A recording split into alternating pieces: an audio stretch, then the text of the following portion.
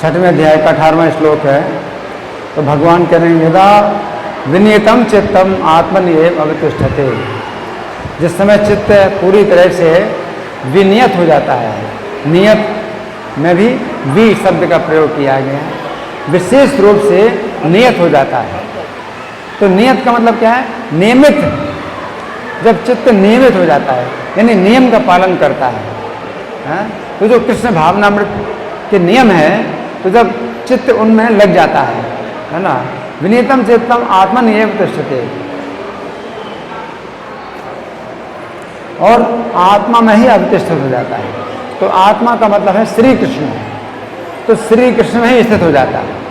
तो जब चित्त श्री कृष्ण में स्थित हो जाता है तो संसार के दुख का फिर जो है पता नहीं चलता, संसार के दुखों का पता नहीं चलता कि कृष्ण में स्थित हो जाता है। तो जो भक्त श्री कृष्ण के चिंतन में और श्री कृष्ण के बारे में श्रवण में हमेशा लगे रहते हैं, तो उनको फिर जो है संसार के ताप नहीं सताते हैं। मदाश्रया कथामृष्टा शृण्वन्ति कथयन्ति च। तो मेरे संबंध में जो कथा मृष्टा यानी मधुर कथाएं सुनते हैं और सुनाते हैं, तपन्ति विविधाता पास, तो विविध प्रकार के जो ताप हैं तो उससे वो तपते नहीं हैं, उनको ताप नहीं लगता, ताप जो है उनको तपाते नहीं हैं। नेतान मदगत चेतसा, क्योंकि उनका चित्त जो है मुझ में लगा हुआ है। तो आत्मनिएव अवतिष्ठते का मतलब है कि श्री कृष्ण में जब उनका चित्त लग जाता है तो किसी प्रकार के दुखों का फिर उन्हें पता नहीं चलता है। तो फिर सुखों का, तो कोई प्रश्न पूछे फिर सुखों का तो पता चलता होगा। हाँ, सुखों का पता चलता है, लेकिन भगवान कहते हैं कि सुखों में भी उसकी स्पृहा नहीं होती। सुख मिलता है उसको, सुख मिलता है उसको, लेकिन सुखों में उसकी स्पृहा नहीं होती।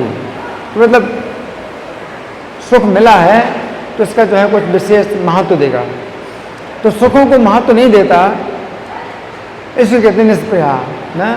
सुखेषु विगत स्पृहा, दुखेषु अनुद्विग्न मना सुखेषु विगत स्पृहा। तो सुखों में स्पृहा नहीं होती है। तो स्पृहा का मतलब लोभ।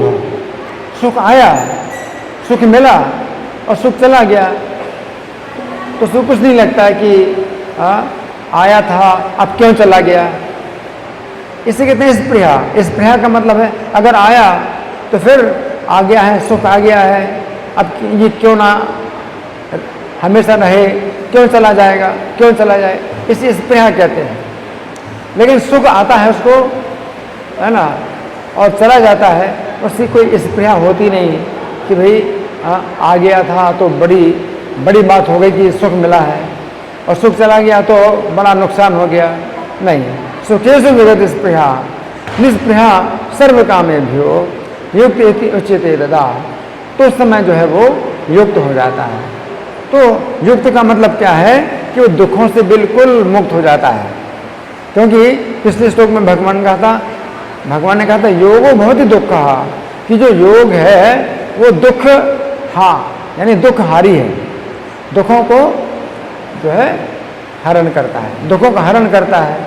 तो जब कोई व्यक्ति इस प्रकार से कृष्ण में उसका चित्त लग जाता है और भौतिक कामनाओं में उसकी कोई स्पृहा नहीं होती है, आती हैं कामनाएं लेकिन आती हैं चली जाती हैं, उसके दिमाग में कुछ अंतर नहीं पड़ता, तो वो जो है फिर युक्त कहलाता है।